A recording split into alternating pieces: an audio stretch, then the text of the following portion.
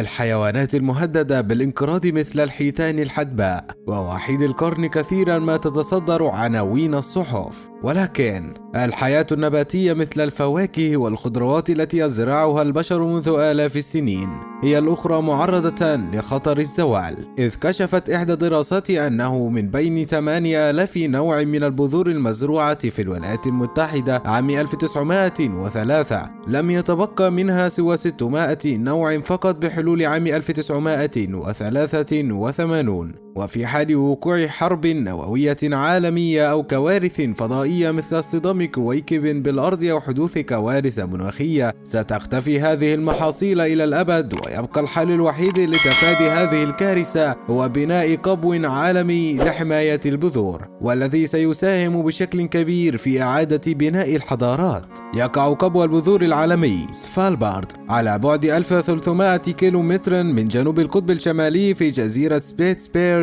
النرويجية في كهف تحت الأرض، وهو عبارة عن قلعة كبيرة تستوعب أكثر من 4.5 مليون من أصناف البذور. يطلق على القبو اسم قبو يوم القيامة إشارة إلى الكوارث الطبيعية الإقليمية أو العالمية، ويعتبر بمثابة بوليصة تأمين دولية ضد الكوارث النباتية تعمل على تأمين الإنتاج الغذائي في أي مكان على هذا الكوكب بعد وقوع كارثة إقليمية أو عالمية. ورغم أن الصحافة العالمية تصور القبو على أنه وسيلة لتوفير البذور في حال حدوث كارثة عالمية كبرى، إلا أن هذه البذور تستغل في كثير من الأحيان في تزويد بنوك البذور المتوزعة في أنحاء العالم، وعددها 1400 بنك، والتي قد فقدت بعض العينات بسبب سوء الإدارة أو الحوادث أو الكوارث الطبيعية، خاصة وأن العديد من هذه البنوك تقع في دول غير مستقرة سياسيا أو معرضة للتهديدات البيئية. بالتعاون مع المجموعة كاري فاولر تأسس القبو على يد شركة كاري فاولر، وقد تم تمويل أعمال البناء بقدر 9 ملايين دولار بالكامل من قبل حكومة النرويج.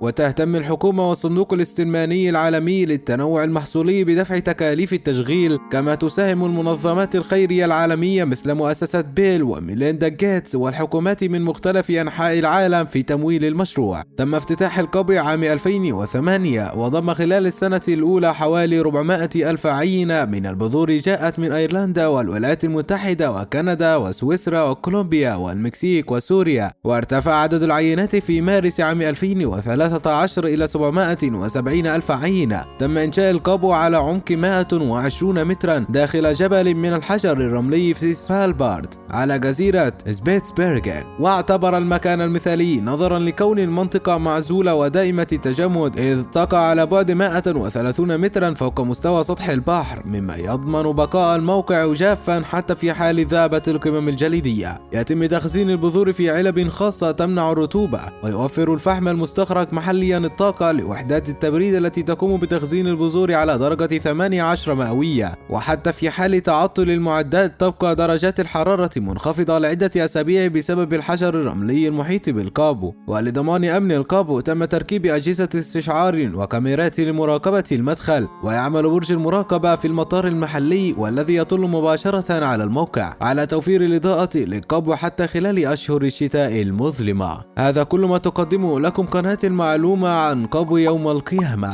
إن أعجبك الفيديو لا تنسى الضغط على زر الإعجاب والاشتراك بالقناة وتفعيل جرس التنبيهات حتى يصل لكم كل جديد على قناتكم قناة المعلومة.